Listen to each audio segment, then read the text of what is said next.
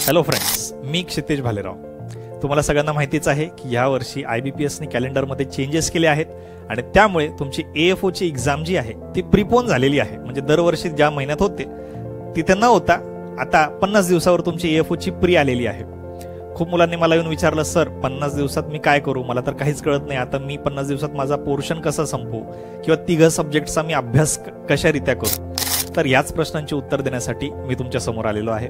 जसं की तुम्हाला ठाऊकच असेल, आपण ॲग्रो स्टार्स नावाची एक नवीन बॅच लॉन्च केली आहे. ऑनलाईन लाईव्ह बॅच आहे ती, ज्यात तुम्हाला मॅथ्स, इंग्लिश आणि रिझनिंग हे शिकवलं जाणार आहे. तर याच्या मागचा हेतू असा आहे की 50 दिवसात स्मार्ट वर्क कसं करायचं, इम्पॉर्टंट टॉपिक्स कसे कव्हर करायचे, हे आपण जे आहे ह्या बॅचमध्ये कव्हर करून घेणार आहेत. जेवढे इम्पॉर्टंट टॉपिक्स आहेत, तर इंग्लिशमध्ये इम्पॉर्टंट टॉपिक्स कोणते कोणते, word swap, sentence rearrangement, match the column, word usage आणि RC, हे 5 टॉपिक्स जे आहे आपण पुढच्या 50 दिवसात जर परफेक्ट केले तर मी तुम्हाला सांगतो 25 पैकी तुम्हाला 12.5-13 मार्क्स आरामात येऊ शकतात. तुम्हाला जर माझा मागच्या वर्षीचा AFOचा स्क्रीनशॉट आठवत असेल याचा स्कोर कार्डचा, तर मला इंग्लिशमध्ये 25 पैकी 24.5 मार्क्स होते, as good as out of marks होते.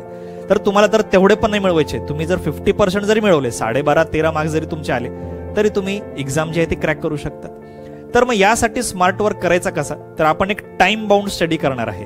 5 दिवसात वर्ड स्वॉप, 6 दिवसात सेंटेन्स रिअरेंजमेंट, एक 10 दिवस आपण वर्ड युसेज करणार. तर पुढच्या 50 दिवसात जे आहे प्रत्येक सब्जेक्टचे इम्पॉर्टंट टॉपिक्स कव्हर करून आपण तुम्हाला प्रिलिमसाठी पूर्णपणे तयार करून टाकणार आहेत. तर भेटूया आपल्या ॲग्रो स्टार्स लाईव्ह बॅचमध्ये. Thank you so much.